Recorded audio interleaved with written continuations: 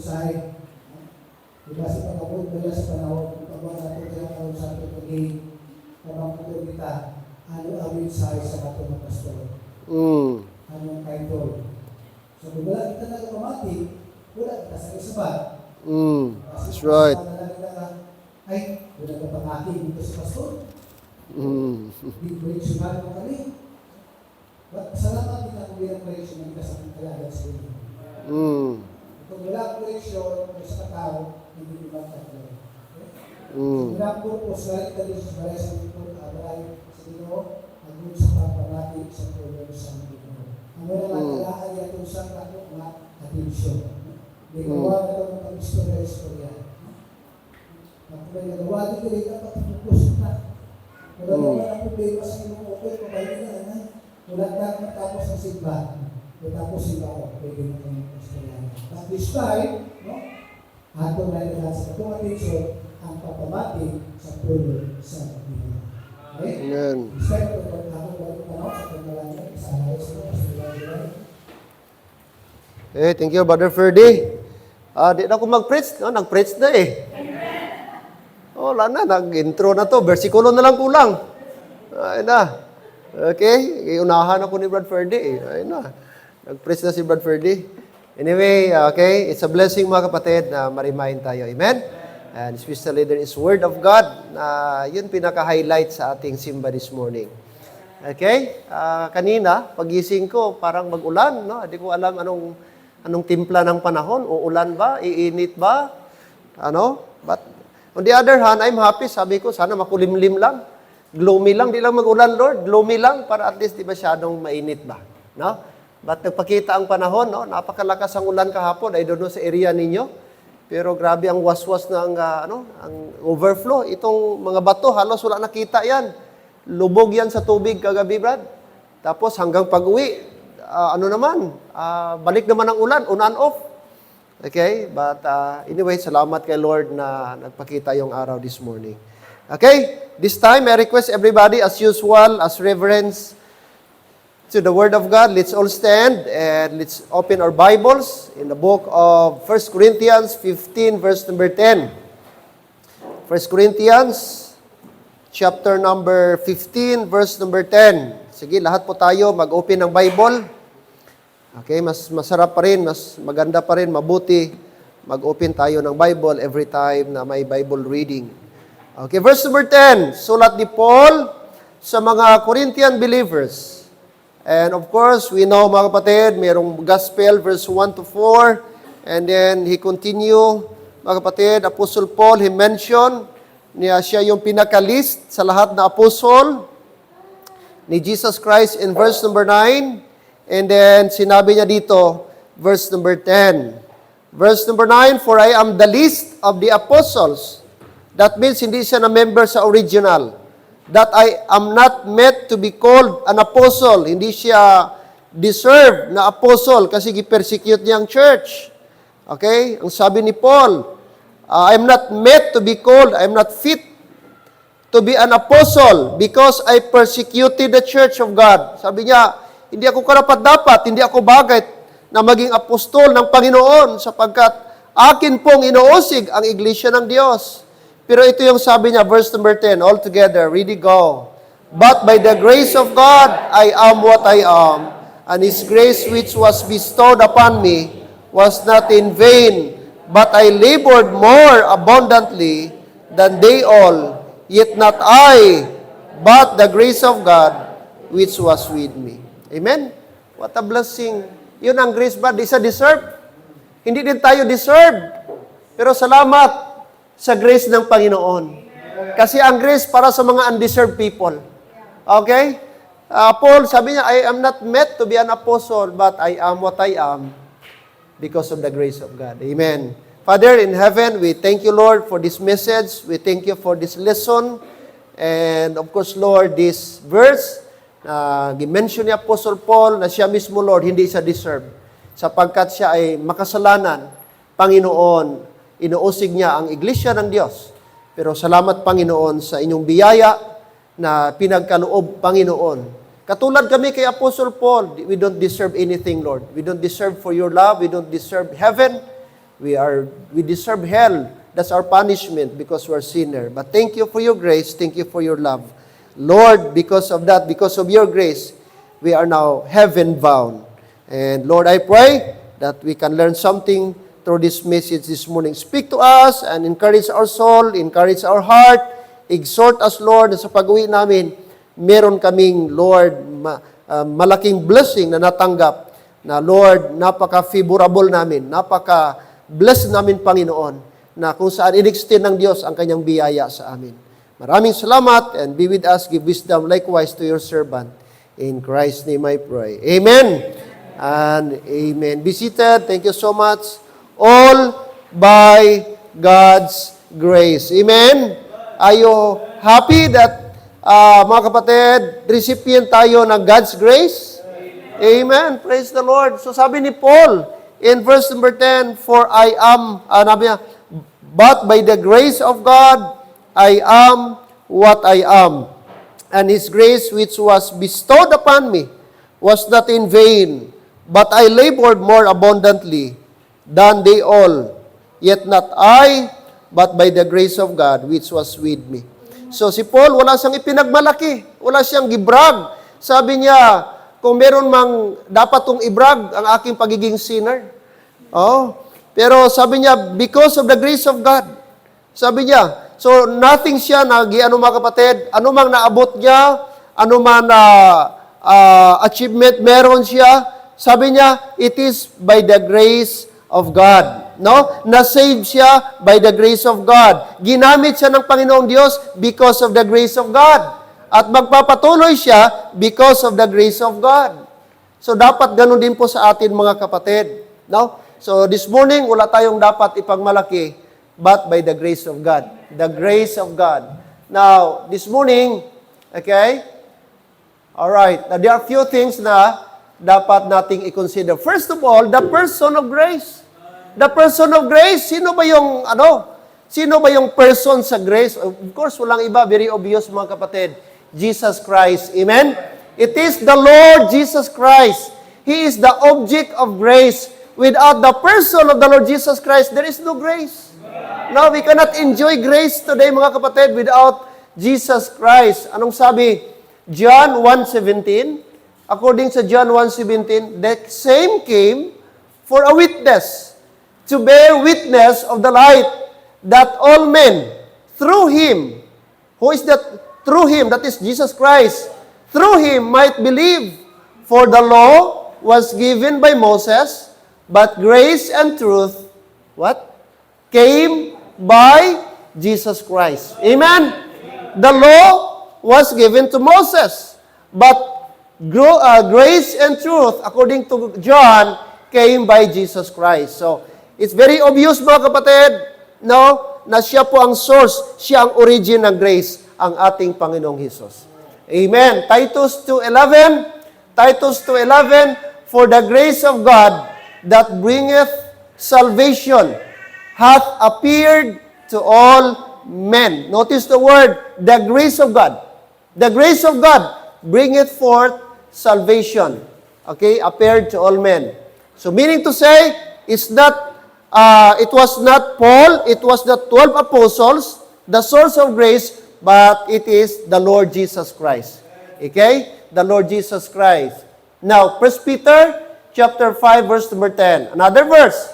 Let's read all together. Ready, go.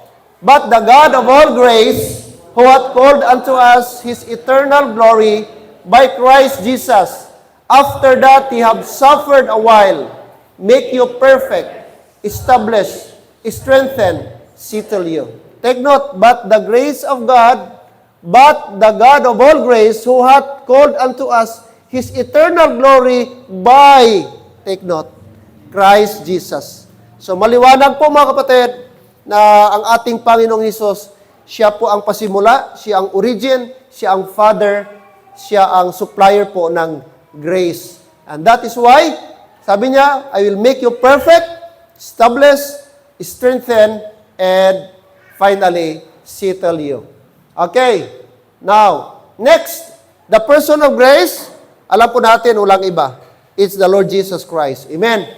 Kaya napaka-thankful tayo kay Jesus Christ Binigyan tayo ng grace. Dahil sa Kanya, nagkaroon tayo ng grace. Okay, next, the perspective of grace. Perspective of grace. Now, it is interesting to note in our beloved King James Bible, but the word grace, kung i-studyhan nyo, from Genesis, mga kapatid, to Revelation, na-mention po ang word grace 170 times. Yan ang pinakamarami na word na na-mention sa Bible, grace. Oh, di ba kayo nag-wonder na 170 times, mga kapatid, from Genesis to Revelation, the word grace has been mentioned. Okay? Now, 39 times, Genesis to Malakay. So from Malakay to Genesis, 39 times, na-mention ang word grace. Okay? Next, it's talking about favor God bestows or provide or give. On those who ask, it is man who visits, appeal, or beg to have that. Now, the difference is that in Old Testament, ang grace po ay hindi po available katulad sa atin ngayon. Okay? Ito po hinihiling ng tao. Nag-beg po siya. Ang tao po nag-request ng grace. Unlike sa atin ngayon, freely given to us. But sa Old Testament, hindi po accessible ang grace. Ang tao mismo ang request. Now, let me give you an example, mga kapatid. Anong sabi dito? The expression, take note, if I have found grace in thy sight. Nabasa niyo sa Bible? If I have found grace in thy sight, that is begging, that is asking grace or favor from God. Yun yung mga tao. That is Jacob, Abraham, Isaac, and many other patriarchs. That is their prayer. Lord, if thy find favor in thy sight. Okay? So that is grace. They're asking for grace, mga kapatid. That is an Old Testament. Okay? Genesis 19, ayan yung mga verses. Exodus 33, yan yung mga verses na ang tao ang humihingi ng grace. Ang tao ang humihingi ng favor mula sa Diyos papunta sa tao. Yan yung mga verses. Hindi ko na, yan okay, masyadong mahaba mga kapatid kung basahin natin. But you can read these verses, you can jot down these verses para makita nyo sino yung mga tao na humingi ng grace. Okay? They're asking for favor from God. Numbers, okay? Si Moses po dyan, mga judges, andyan po mga kapatid, ang mga verses about asking grace or favor from the Lord. Okay? Next. Another thing na ating makita dito na interesting, aside na 170 times 39, mga kapatid, 39, Genesis to Malakay. Ito naman, Matthew to Revelation, 131 times the word grace has been mentioned. So makita mo, mas marami po ang mention ng grace dito po, beginning sa Matthew hanggang Revelation. Compare sa Old Testament, although Matthew, Mark is still part of the Old Testament, but bigyan ko kayo, Matthew to Acts, 15 times mentioned. The word grace, 15 times na mention po. Matthew to Acts. Okay? Next, ito mga kapatid, ang interesting. Romans to Philemon, 91 times mention the word grace. At wala pong pinakamaraming writing na nasulat ang grace, kundi sa kay Paul. Sa kay Apostle Paul. Okay? Yan po mga kapatid. Romans to Philemon. That is Pauline epistle. Siya po ang writer noon. Siya ang nagsulat doon. At makita po natin na napakarami po siya ginamit na word grace. Alright. Romans to Philemon. And another thing, Hebrews to Revelation, 25 times mentioned. So, makita niyo po ang data, mga kapatid, na pinakamarami po sa sulat ni Apostle Paul ang word grace. Okay? So, total po niyan, total 170 times. Sa entire Bible, the word, okay, grace has been mentioned. Okay? Now, another interesting, mga kapatid, this other fact will also add our appreciation of the grace of God. Even at our time and age, the word grace in the Pauline epistle is most often mentioned. Okay. Peace, the word peace, sa entire Bible, ha? Diyan pa tayo? Ibigyan ko lang kayo idea. Sa entire Bible, the word peace, 47 times mentioned. The word peace. The word mercy, 25 times mentioned. Mga kapatid, love, 75 times mentioned. Okay? And then grace, mga kapatid, is 91 times mentioned. Okay? So, makita mo, gaano kadami, mga kapatid, nag-supersede ang the word grace. No? Grace talaga ang pinakamaraming na mention sa Bible na word, mga kapatid. And that is, I believe, hindi po yan coincidence. Talagang that is God's plan. Amen? Okay, that's God's desire na ang tao ay maka-avail po sa kanyang grace, mga kapatid. Amen. Glory to God. Okay? Next, there we can conclude that the word that is mostly used many times will determine the name of the book. Okay? So the Bible, especially in the New Testament after the cross, that is the book of grace, mga kapatid. That's also true during the Old Testament, the expression that is very popular and most the time mentioned is the law of Moses. The law of Moses is also another term for commandments and statutes. So pag sinabing law of Moses, that refers to commandments and statutes. Now, sa grace naman ng Panginoong Diyos, that is equivalent sa ating New Testament. It is the grace of God. Okay? The grace of God. Now, there's grace in every dispensation. Sa Old Testament, mayroong grace. Hindi nga lang katulad sa ating panahon ngayon. But in every dispensation, there is grace. Provide si Lord ng grace. But, take note, ito yung mga kapatid pinakamaganda. Kasi meron talagang dispensation of grace na gilaan ng Panginoong Diyos. Talagang dispensation, pag sinabi mo, ito yung era, ito yung time, ito yung period, nag-ooperate ang Panginoong Diyos through grace. No, na available talaga. Okay, like I said, in Old Testament, hindi po ganun ang access nila sa grace. But sa ating panahon, this is considered the dispensation of grace. Alright? So mula sa cross until, mga kapatid, sa rapture, that is the dispensation of grace. Kaya nga ang salvation ngayon is by grace. Ang giving natin is by grace, hindi by law. Okay? Ang ating pag-serve kay Lord by grace, hindi din by pressure. Everything, mga kapatid, ginagawa natin ngayon, it is by grace. No? Wala nang sapilitan dito. Okay? Sapagkat, namumuhay tayo ngayon in the dispensation of the grace of God. Amen. Alright, so maliwanag. Now, kanina, the person of grace, the Lord Jesus Christ. Okay, the perspective of grace, nakita natin, mga kapatid, how many times the word grace na mention. Ngayon, of course, very obvious. Who is the preacher of grace? Walang iba, Apostle Paul. Alright. Anong sabi niya? By the grace of God, Apostle Paul is the preacher and teacher. The Lord ordained to preach the gospel of the grace of God during the dispensation of the grace of God by the effectual working power of His grace. Take note, Apostle Paul is the preacher and teacher the Lord ordained to preach the gospel of the grace of God. So siya po sa ating panahon, wala pong ibang apostle na binigyan, inatasan, na mag-preach ng gospel of the grace except Apostle Paul. Amen? Here's some scripture evidence that will tell us how the Lord Jesus chose Paul, the preacher of the grace of God in our time.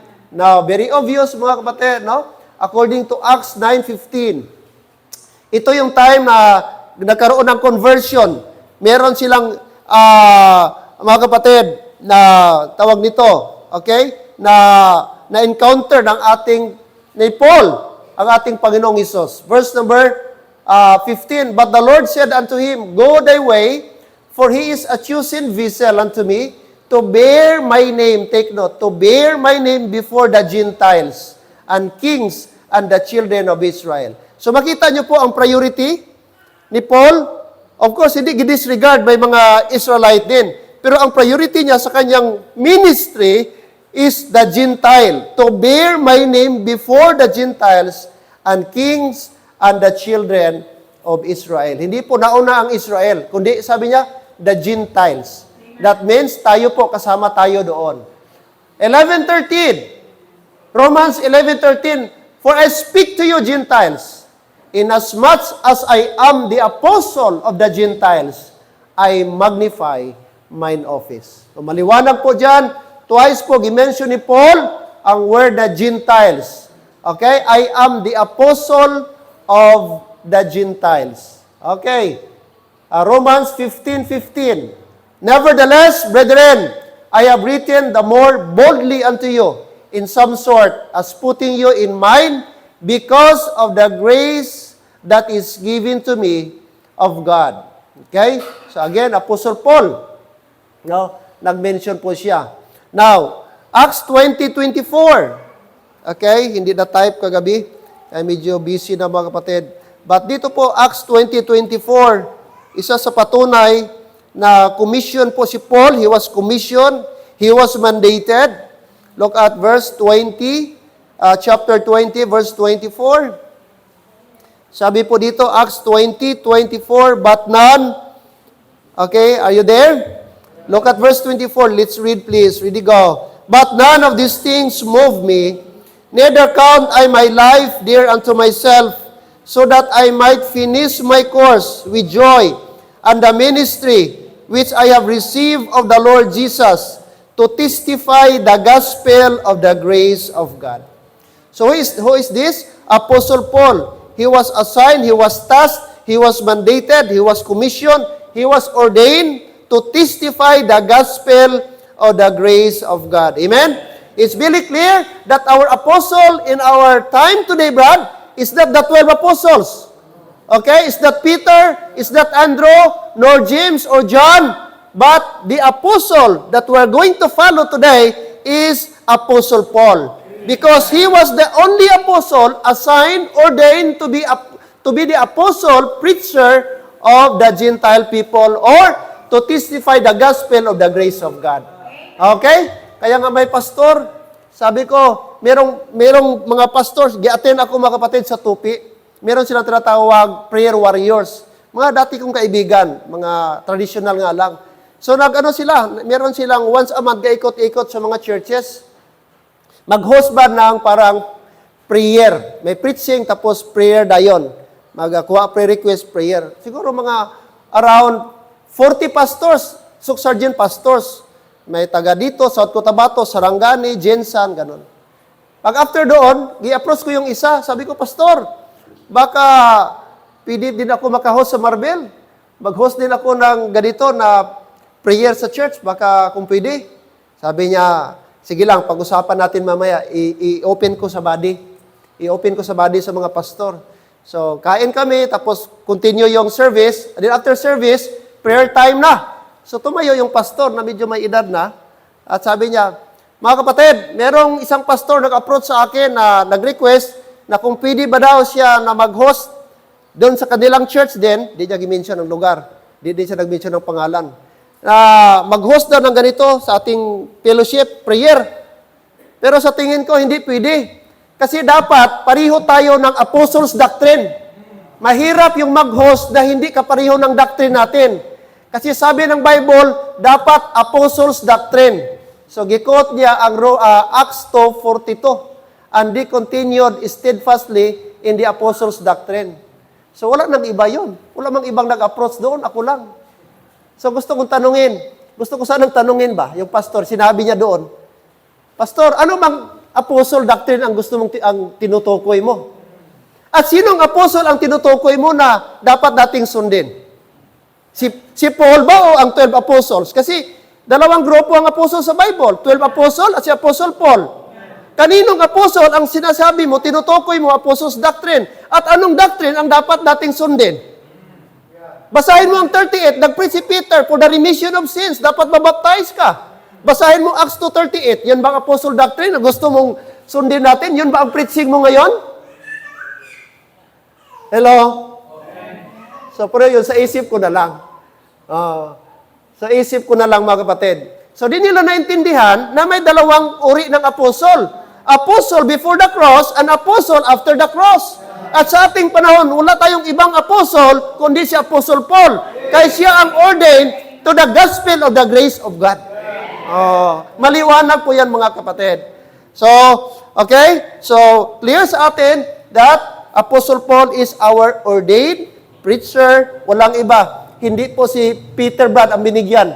Hindi si Andrew, hindi si Tadeus, hindi kung sino pa. But only Apostle Paul. I hope settle tayo dyan. That's why ang ating mga teachings, Pauline epistle tayo dapat.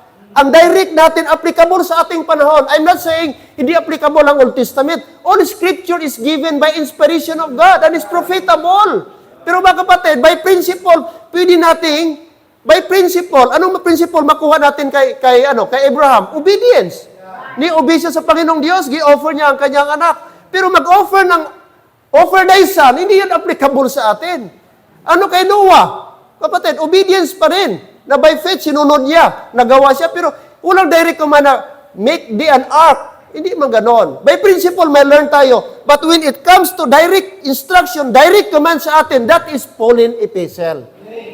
Yun ang applicable sa atin ngayon, mga kapatid. Doon tayo ang ating doctrine. Doon ang ating teachings. Mag-focus tayo sa Pauline epistle. What is that? Romans to Philemon.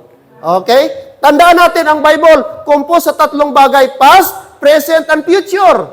Okay? So mahirap kukuha ka sa past na i-apply mo dito mga kapatid. Magkaroon tayo ng confusion dyan. Kaya maliwanag ang rightly dividing the word of truth. Amen. Okay, now let's proceed to practical aspects of grace. Okay? Take note, ang ating preacher, ating apostle, walang iba, Apostle Paul. Now, grace, however, is also one of the most overused words in the church. I'm afraid that we all use these theological, beautiful words without knowing what we are saying. Anong konti? Okay? Clerical. Apostle Paul is the model or the pattern for practical ways to apply the grace of God to our respective lives. So si Apostle Paul, ang ating model at pattern mga kapatid sa mga practical na bagay. Okay, anong sabi niya? 2 Timothy 3:10, but thou hast fully known my doctrine. Sunod, manner of life. Next, purpose, faith, long-suffering, charity, patience. Now, hindi lang sinabi ni Paul na siya yung ating pattern sundin sa doctrine, but also, take note, manner of life. Yung mga practical na bagay natin. As Christians, daily living natin, dapat doon tayo kukuha. Dito, nakapattern, mga kapatid. Sunod, purpose. Next, faith. Then long-suffering, charity, and patience. So this morning, doon muna tayo sa manner of life. Ano yung mga manner of life na gusto ni Paul na ating sundin, mga kapatid? Mga practical aspects. Here are some Pauline practices that result from the grace of God. Kapag ka-save na tayo, mga kapatid, andyan na yung grace of God, recipient tayo ng grace of God, ito, normal na lang ito. Mag-flow na lang ito sa atin dapat. Makita ito sa ating mga buhay. Are you there? Amen. Okay. So, number 1, prayer. Prayer.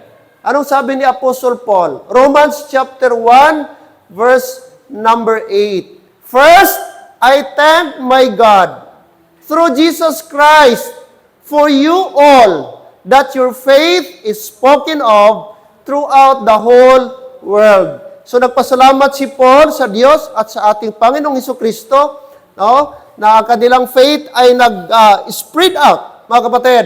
Okay? Ano pa?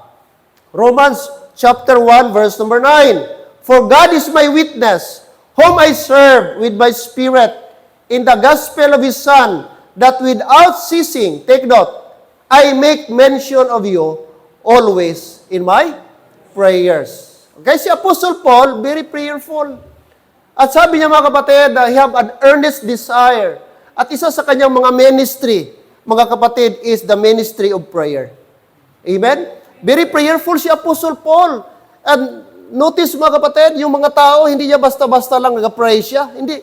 Talagang nasa puso niya, talagang very passionate siya sa kanyang prayer life. That without ceasing, I make mention of you always. Notice the word without ceasing.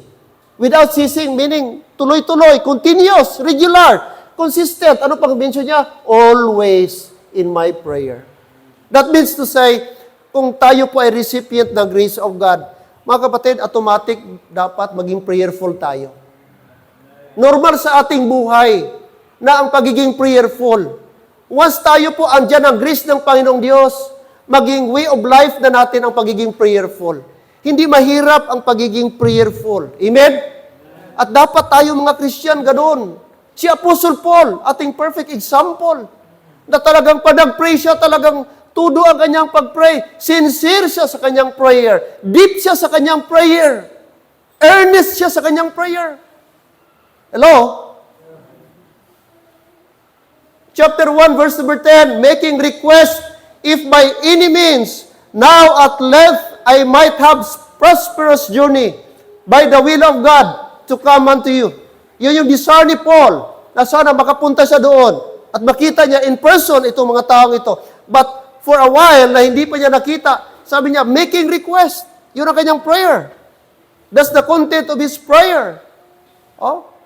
Ano pa? Ang dami itong mga verses, mga kapatid. I thank my God upon every remembrance of you. Verse number 4, always in every prayer of mine for you all making request with joy. Ephesians 1:16, cease not to give thanks for you, making mention of you in my prayers. Amen?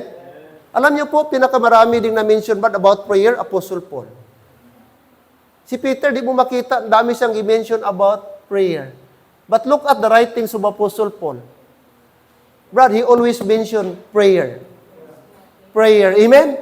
Making request. Supplication. Exhortation. Yun yung mga synonyms ng prayer sa Panginoon. Tanong sa atin, kumusta tayo? Kumusta ating prayer life? Amen? Nag-pray ka ba ngayon before ka nagpunta sa church? Ano bang pinag-pray mo ngayong umaga? Nag-pray ka ba? Panginoon, tulungan niyo ako na sana ma-bless ako sa message. Pastor, Lord, bigyan niyo wisdom ang aming pastor. Bigyan niyo wisdom si Ma'am Vic na maintindihan ko po ang aming Sunday school. Lord, huwag niyong hayaan na uuwi ako na the same person, empty. Lord, sana pagpunta ko sa church, pag-uwi ko, may mabaon ako, ma-challenge ako, ma-encourage ako. And make my life, Lord, be a blessing to other na mga kapatiran. Sana yun yung prayer natin. Dapat pagising natin, mga kapatid, ang ating pinaka-ultimate desire. Doon na tayo dapat, nakaluhod tayo. Lord, another Sunday, salamat po, maka-church naman ako. Kasama ko aking family, salamat sa privilege. Salamat, Lord, maka-fellowship naman ako. Amen. Prayer.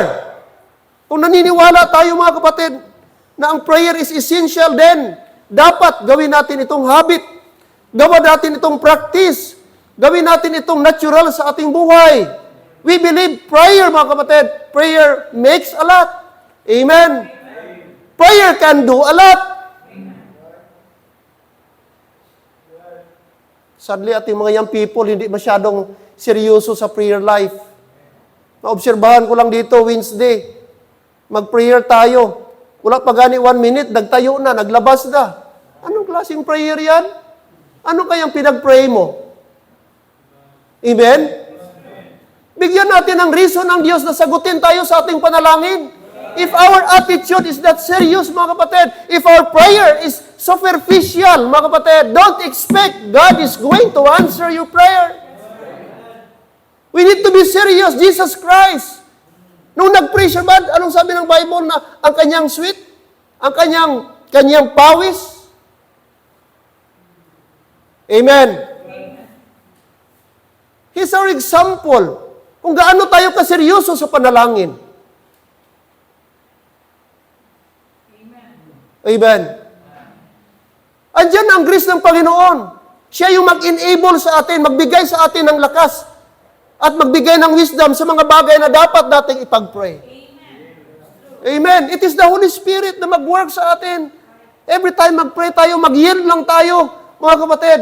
Ang Apostle Paul, sabi niya, cease not to give thanks. Thankful siya, ano pa? Tapos, making mention of you in my prayers. Napakadami nating concern. na dapat nating ipag-pray, mga kapatid. Ang tunay na Kristiyano cannot afford na hindi mag-pray. Kung ikaw, kapatid, kailangan mo ng grace ng Panginoong Diyos, okay, kailangan natin ng tulong, kailangan natin ng assistance ng Panginoong Diyos, then prayer is our tool. Prayer is available to all of us. All we need to do is to ask the Lord. Mag-yield tayo, lalapit tayo sa Kanya.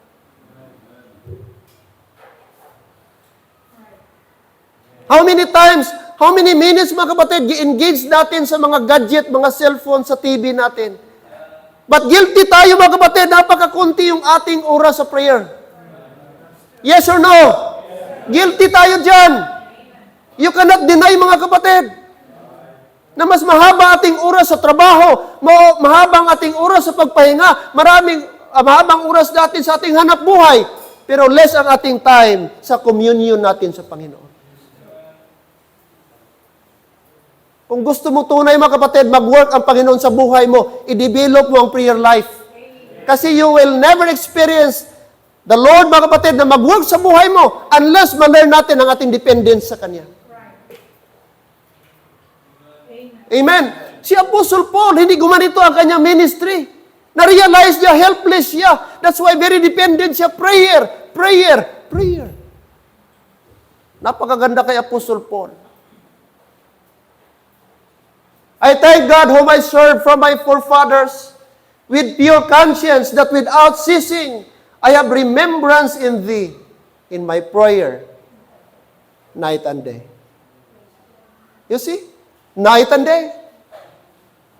Not just once a day, but night and day. Apostle Paul. What an example, mga kapatid.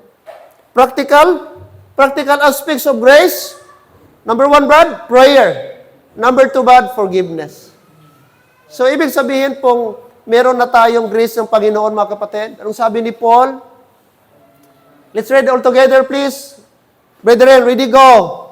And be kind one to another, tender-hearted, forgiving one another, even as God for Christ's sake hath forgiven you. Are you saved? Amen. So that means, ang grace ni Lord, natanggap mo na. Ang Holy Spirit, nasa iyo na. Therefore, mga kapatid, anong sabi niya? Ano na tayo? Be kind one to another. Anong kind? Ano kayo itong kind? Pagiging? Budlay English ba, no? Maayo? Considerate ba? Yan dapat, considerate tayo. Kind one another. Next, tender-hearted. Mahumok, gatagipusoon. Hindi mahumok. Kaya ang Holy Spirit, nandiyan na yan. Nag-work na ang Holy Spirit sa atin. Kasi ang stony heart, spirit yan, mga kapatid, na iba. Okay? So, tender-hearted. Ano pang gimension ni Paul? Forgiving one another. So, natural na lang na magpatawad pala sa isang tao na nakareceive ng grace of God. Hindi na mahirap sa isang tao na saved ang magpatawad. Hindi na ugali sa tao ang madinumuton. Hindi na ugali sa Kristiyano na ligtas yung bitter. Kaya tender-hearted nga. Paano ka naging tender-hearted tapos bitter ka? Parang mahirap ata yun i-reconcile. Amen? Ang tunay na ligtas, automatic po ito kahit di mo nahingin. Kasi ang Holy Spirit na nag-work sa life niya, kind one another, tender-hearted, forgiving one another. Why? Christ is our example na tayo'y magkasalanan, pero pinatawad tayo ng Diyos. Okay? Even as God for Christ's sake hath forgiven you. So kung paano tayo pinatawad ng Diyos, dapat ganun din tayo magpatawad. Before the cross, kung di ka magpatawad sa kapwa mo, di ka patawarin ng Ama.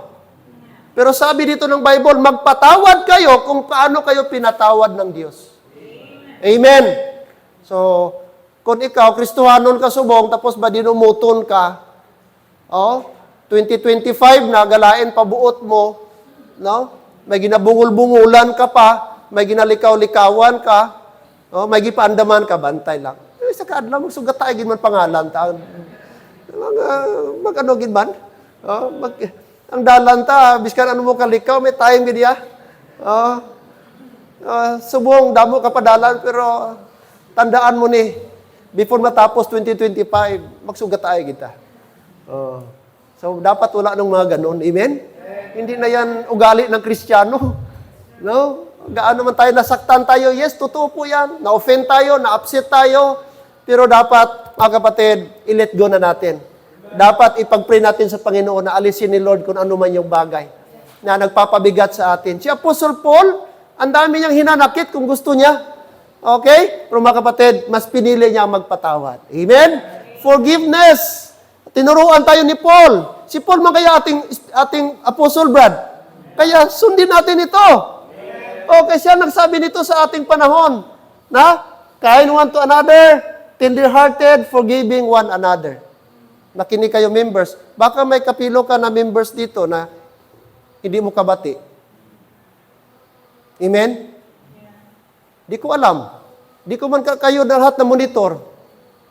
Sabi, Pastor, dugay na abito ng hulam sa ako, nasta subong, kapabungol-bungol lang ba? Suya, ko Pastor ba? Dugay na to. Kung mo magpangutang, di man magpabungol-bungol. Utang gani, be responsible man. Amen? Hindi ka gitagaan ka pabor, tapos pabungol-bungulan mo lang. Hindi. Christian tayo eh. Tapos ang gawin natin, mga kapatid, make a way na hindi tayo maka-offend sa iba. Kasi we are in the body of Christ na mga kapatid. Amen? So huwag kayong magalit sa akin, ha? Di ko alam ba yan? Nag-ano lang ako doon.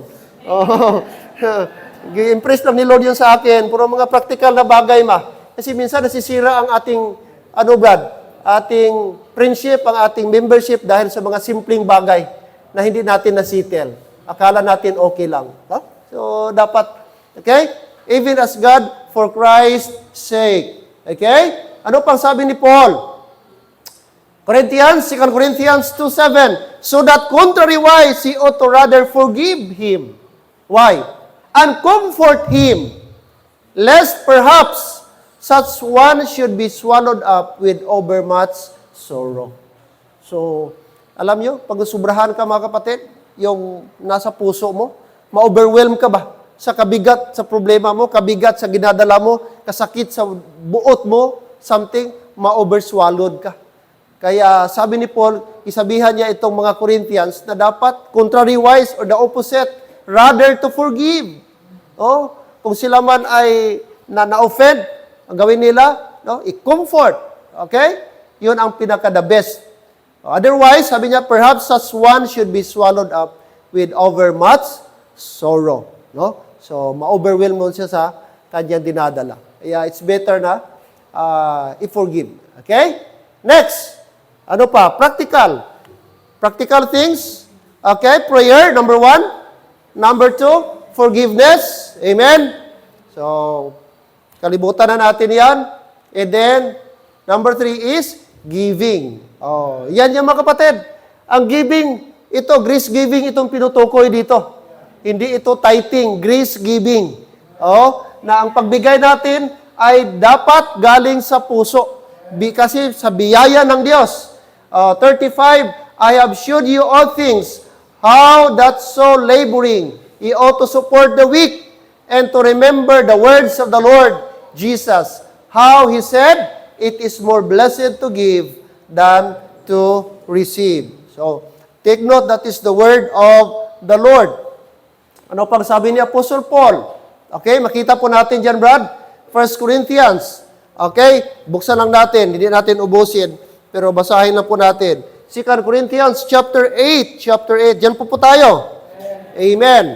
Verse number 8 o chapter 8, mga kapatid. Tingnan niyo po. Okay? Ito po yung mga churches of Macedonia. Okay? Nakaranas po sila ng great trial of affliction.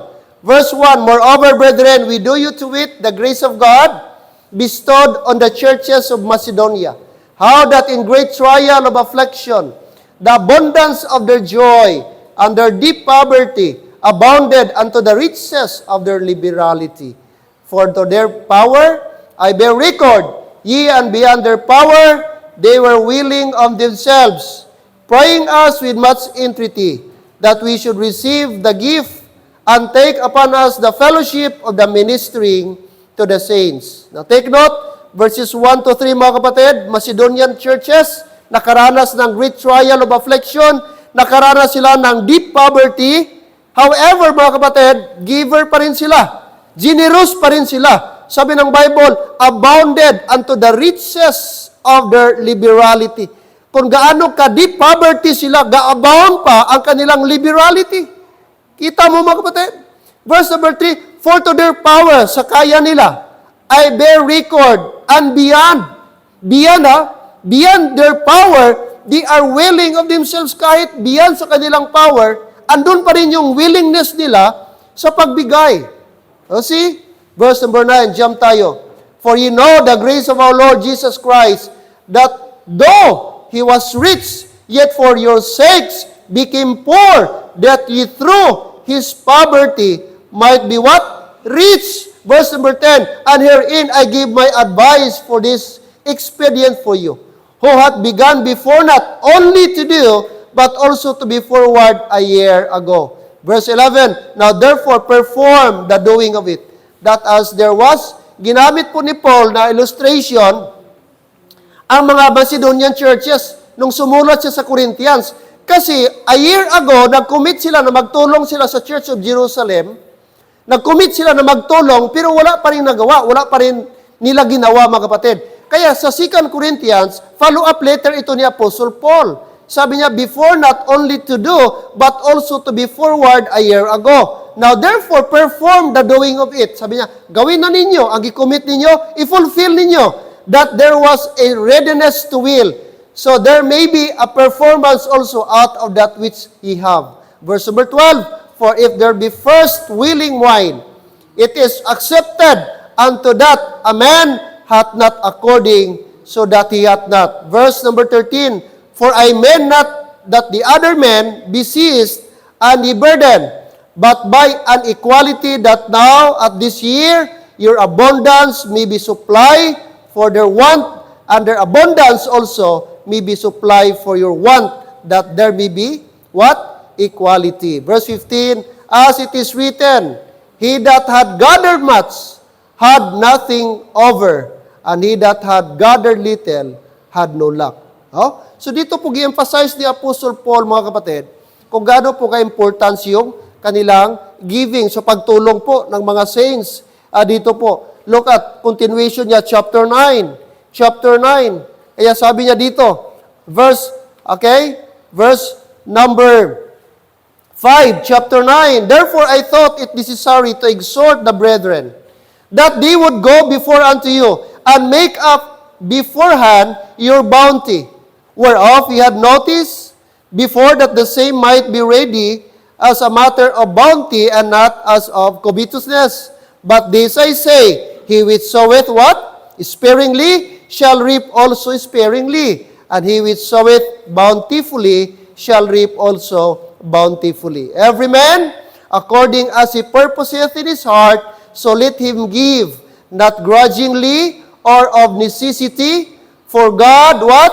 Loveth a cheerful giver. Verse 8, and God is able to make all grace abound toward you, that ye always having all sufficiency, in all things be abound to every what?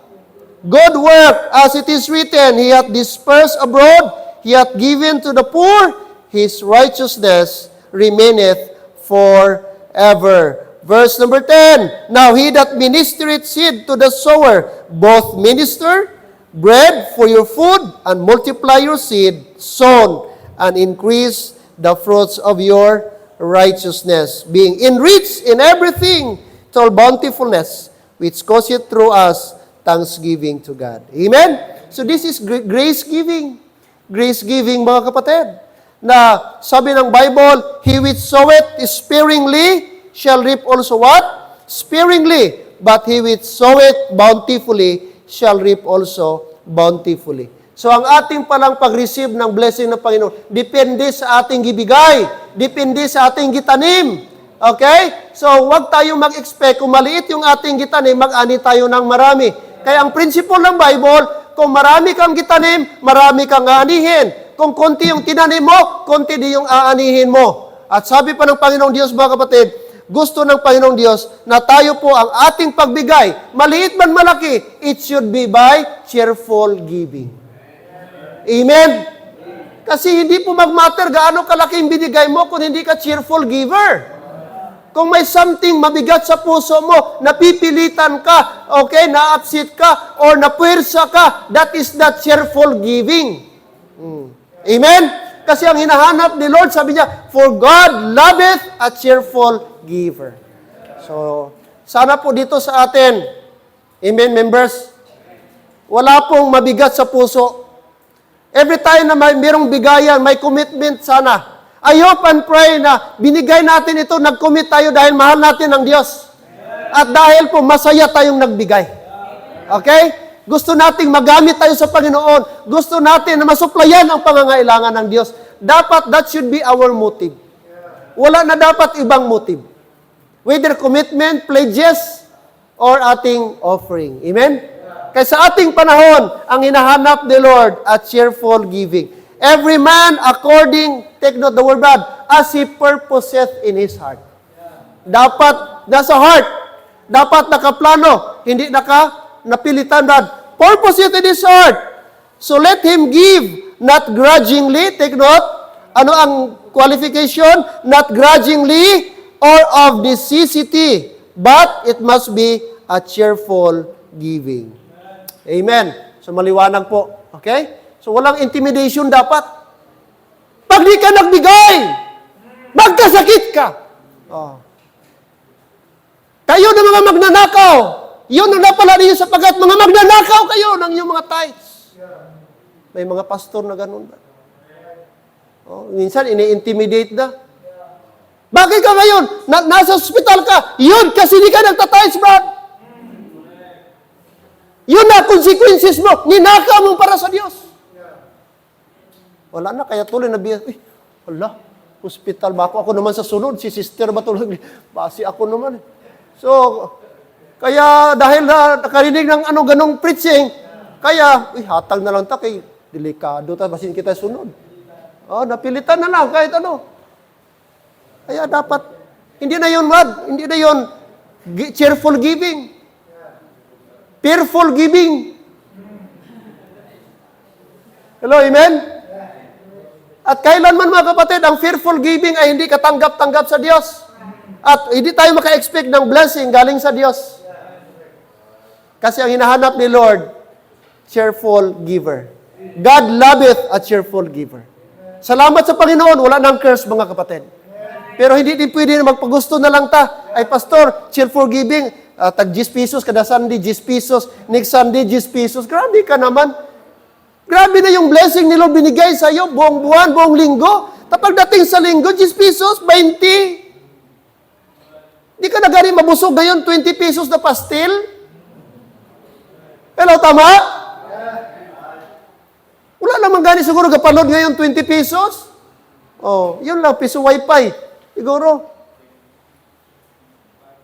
Dapat tayo maging giver pa dapat. Kasi grabe na yung blessing ni Lord sa atin, yung grace at favor ng Panginoon. Andiyan mga kapatid, sana ito yung magtulak sa atin na maging giver tayo. Kasi ang biyaya ng Diyos, napakasagana sa atin. Walang Kristiyano nakatanggap ng grace of God na kuripot. Hello, are you with me? Kung kuripot ka ngayon magbigay sa Diyos, something is wrong in your Christian life. Maybe walang changes, maybe walang Holy Spirit sa buhay mo. Kaya ako naniniwala na ang taong ligtas, hindi mo na utusan na magbigay. Kusa po yung magbibigay. Kasi na-realize niya na ang lahat bigay lang din ng Diyos para sa Kanya. Wala tayo dito mga kapatid. Buhay natin, hindi natin pagmamay-ari. Sabi ng Diyos mga kapatid. For we came nothing into, sabi niya, sabi ni Job, naked came I, and naked shall I return thither. The Lord give, the Lord take it away. For we brought nothing into this world, and it is certain we can carry nothing out. 1 Timothy chapter 6 verse 7. Kaya dapat anumang meron ka ngayong umaga, dapat mga kapatid, unang-una, dapat na-recognize ang Panginoon. When it comes sa Panginoon mga kapatid, anumang meron tayo, dapat yan, mga kapatid, dapat ano na yan? Normal na yan. Lord, para ito sa iyo. Hindi na yan may bigat sa puso, ipagamit. Kasi na-realize mo, steward ka lang. Hello, amen? Diyan pa tayo? Okay, practical aspects of grace. What's number 1? Prayer. Number 2, forgiveness. Okay, third, giving. Mga kapatid. And then, next, zealousness. Zealousness. Dapat meron na tayong eagerness. Pag sinabing eagerness, zealousness talagang masidhi, mainit.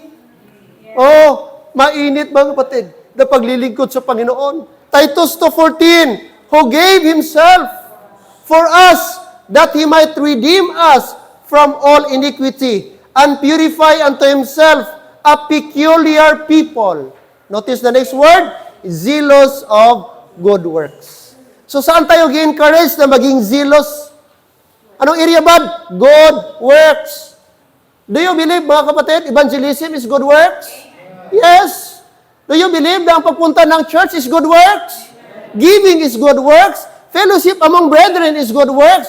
Prayer is good works. Amen? And in this area, the Bible tells us, Apostle Paul tells us that we need to be zealous of good works. Why? Because we are already peculiar people. That means redeemed people, blood washed by the Lord Jesus Christ.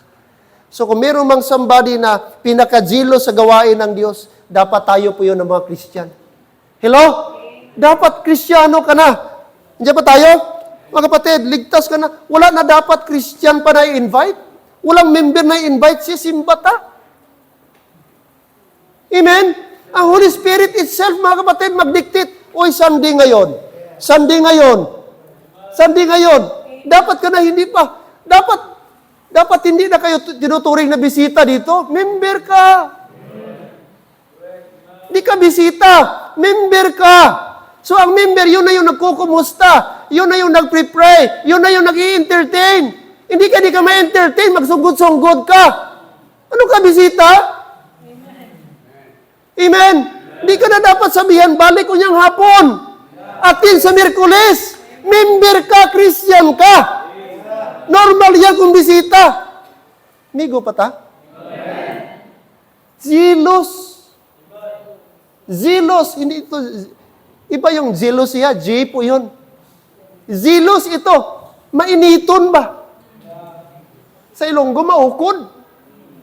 Karang dalong nga pa, ano? Maukod ba ng basidi, mainit? Sincero. Amo nang sabi sa Bible ba? Always abounding in the work of the Lord. Pero taga zealous sa ibang nga bagay. Pero sometimes, pagdating sa Panginoong Diyos, less ang ating zealousness. Wala tayong courage na maging zealous. Hello? Sa trabaho ta, zealous kayo taga overtime. Tama? Gapulaw. Pero nga pagabot sa Ginoo. Mag-alas 11:30 na si pastor. Tugay ni pastor. Ikaw pa ang late nag-abot, ikaw pa sige liso-liso? Uy ka mahuya? Dapat ang magsigil lang to sa orasan, katong una nag-abot. Sorry mga late, amen? Pero di sige liso-liso sa orasan. May simbahan, tinatanggal ang relo. Wala relo, deposit sa likod. Lagyan ng name tag.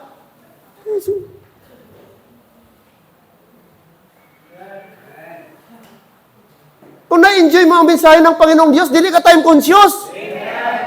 Sa totoo, talagang uhaw na uhaw ka. Isang linggo lang ang linggo. Once a week lang ito. Tapos ngayon, mantiniran mo lang ano, dapat sabihin natin, uy, bitin pa ako ba? Bakit i-start din ni pastor? Gusto ko pa sana. Dapat ganun ang ating, ating attitude. Katistig ka kaon ba? Tapos, way na tinigang? Nakatistig ka mo, Brad? Hindi ba, okay pa tani kaon, damo pa sudan. Kaso may tinigang. O kung may tinigang man, lagdos. Di ba? No, di ka maributay ba? Klase ito. Panyaga to man. Oh, bitin-bitin ba? Sana sa spiritual naton, may araman mo sila. Hindi kay puro kita gadali. Pirmi kita gaapura. Minsan lang ang linggo, ilang oras lang ito. Ang preaching, 40 minutes maximum. Dapat doon tayo mag-focus. Doon tayo magpasalamat na ma-remind tayo. Kung totoo tayo nakatanggap ng biyaya ng Diyos, dapat ang biyaya, ma-appreciate natin mga kapatid. Amen. Zealous of good works. Zealous of good works. Yung mga kulto nga, grabe brad. Gabi na, galakat-lakat, gapasulay, gaulan. O, di ba? Mga baptist, sana. Okay. Tapos, next, spiritual song. Kulang yan, mga kapatid. Spiritual song. Oh, spiritual song. Hindi lang po tayo, mga kapatid, sa practical na bagay, prayer, forgiveness, anong sunod? Giving, and then, spiritual song. Oh, anong sabi ni Apostle Paul? Colossians 3:16. Are you there? Okay, let's read. Ready, go. Let the word of Christ dwell in you richly, in all wisdom, teaching and admonishing one another in psalms and hymns and spiritual songs, singing with grace in your hearts to the Lord. So, ang tao pala na recipient ng grace of God, mga kapatid, normal na sa kanya ang umawit.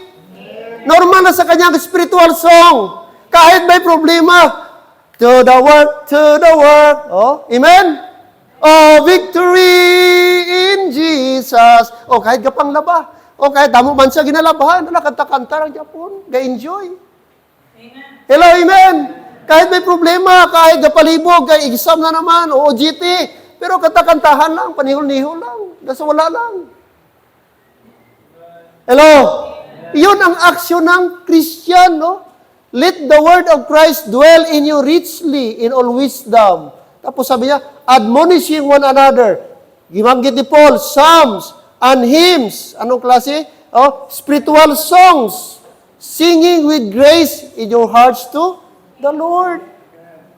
Oh. Masarap umawit para sa Panginoon. Ang Kristiyano na nakatanggap ng biyaya ng Diyos, kapatid. Makikita po yan sa bibig, makikita through singing, praising. Kaya ako na-challenge, na-bless ako ito kay Nanay Luz. Kaysa sa edad ni Nanay Luz, talagang napakapisa siya magsung offering. Pag Wednesday, kahit na, siguro yung mga lyrics, di niya na klaro, kayo daw ay pa ni Antipara si Nanay Luz. Wala, sige lang. Tapos mga kanta niya, di pagin common. Notice nyo, Brad? Pero siguro, dalaga pa ni si Nanay Luz, balaan mo na itong kanta niya. Di ba? Napakasarap. Ako may mga kanta ako sa bata pa, mga kapatid, na until now, na-register pa sa isip ko. Yung word, yung choruses na Everyday with Jesus, bata pa ako niyan, elementary pa ako.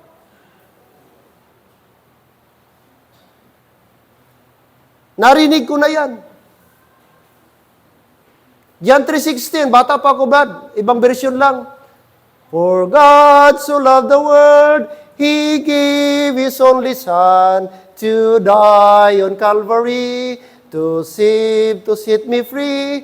Someday He's coming back, what glorious that will be. Wonderful His love to me. Amen. Bakit? Narinig ko na. Kahit mga kapatid, until now, ma-register sa isip ko. Singing melody in your heart.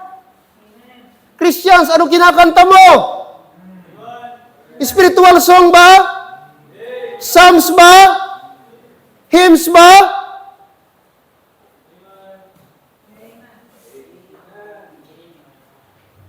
May mga ringtone kayo minsan. May di ba, bro? Amen? Mga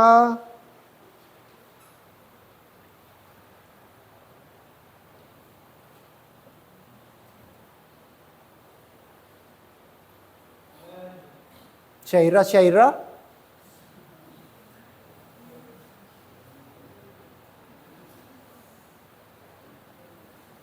Hello, amen? Anong pinapatugtog ninyo sa bahay ninyo? Christian song ba? Naririnig ba sa kapitbahay ninyo na Christian na pinapatugtog ninyo o mga worldly song? Dapat malaman sa ating kapitbahay na Christian tayo sa pamagitan ng Christian song. Take note, ang mga kapitbahay mo, unbeliever, walang worldly song na yan, Brad. Gisakop ka na nila. Dapat ang song mo, iba naman. Kung mayroon ka mang laptop dyan, dapat Christian song pinapatugtog mo. Kung habang katrabaho ka, dapat Christian song pinapatugtog mo. Sa cellphone mo, sa speaker mo. Meron na ngayong speaker na portable lang. Madala-dala mo na, wireless na, cordless na. Napakano. Sa ating mga sasakyan, dapat hindi FM. Sa may mga sasakyan, hello? Brigada. Music. Ha?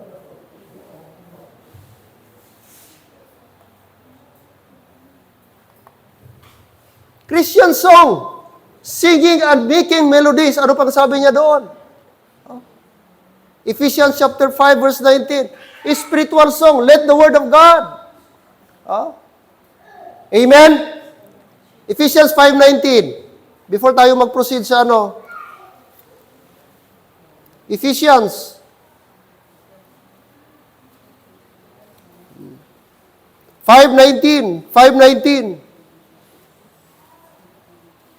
Ephesians 5:19, speaking to yourselves in psalms and hymns and spiritual songs, singing and making what? Melody in your heart to the Lord.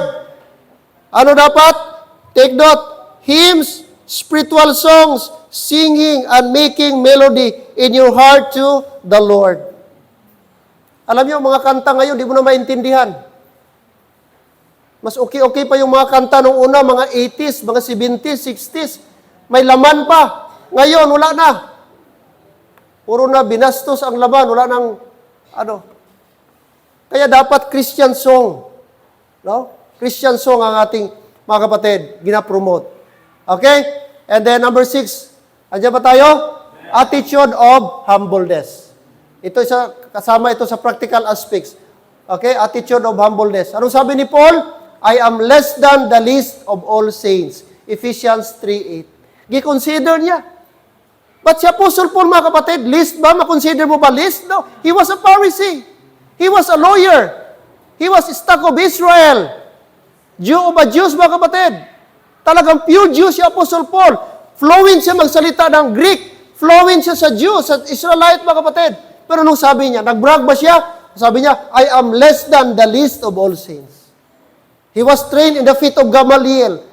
Kabisado ni Paul ang Moses Law, ang Torah. Kasi Pharisee siya. Pero mga kapatid, anong sabi niya? I am less than the least of all saints. Nandun yung kanyang humility. Amen? So dapat bilang Christian, yan isa sa mga practical na dapat dating gawin. Ano pang sabi niya? chapter 59, I am the least of the apostles. Sabi niya, hindi ako elite. Hindi ako special. Kasi di ko kabilang sa 12. Huli na lang ako naging apostle. At sabi niya, I am the least. Oh. Ano pa? 1 Timothy. Ano pang sabi niya? I am the chief sinner. Gi-acknowledge niya na kung meron mang sinner, ako yung pinaka-sinner. Kung meron mang sinner, ako yung pinaka-sinner sa lahat na sinner. Yun ang ibig sabihin ni Paul. So makita mo ba yung kanyang humility? Hello? Oh, ang tao na walang humility, Brad, mahirap mag-admit. No. Pero si Paul, ating makikita, I am less, I am least, I am the chief sinner. Hindi niya sinabi, I am sinner, but sinabi niya, I am the chief sinner. Attitude of humbleness. 1 Corinthians 59, for I am the least of the apostles, that I am not meant to be called. Sabi niya, I am not meant to be called an apostle because I persecuted the church of God. Giamin niya, mga kapatid. Okay? And then, ano pa? Sabi niya, Ating binasa kanina, I am what I am because of the grace of God. And then, ano pa, mga kapatid? Enable somebody by grace. Okay, this is the last. Acts 20:32, and now, brethren, I commend you to God and to the word of His grace, which is able to build you up and to give you an inheritance among all them which are sanctified. So it is the grace of God, mga kapatid, that will enable us. Sabi niya, which is able to build you up and to give you an inheritance among all them which are sanctified. So church, ito yung mga practical na bagay na gusto ni Paul na ating i-apply, ating sundin. Amen? Prayer, pagiging forgiving, ano pa, mga kapatid? Magiging giver tayo, ano pa? Zealous tayo of good works. And then of course, okay, dapat meron tayong spiritual songs sa ating buhay. Unang saan, mga kapatid, ay, ano po yun po yung expression natin sa ating pagpapasalamat sa Panginoong Diyos. Of course, ay meron tayong humility. Amen? I hope and pray na itong mga practical na bagay ay sa biyaya po ng Panginoong Diyos ay ating pong ma-adapt. Amen? Shall we all stand? Tayo po tayo. Ama namin Diyos, Panginoon, thank you, Father, for this morning. Thank you, Lord, for allowing us na maka-learn today. At makita namin, Panginoong Diyos, kung gaano kalaki, Lord, ang iyong biyaya sa amin.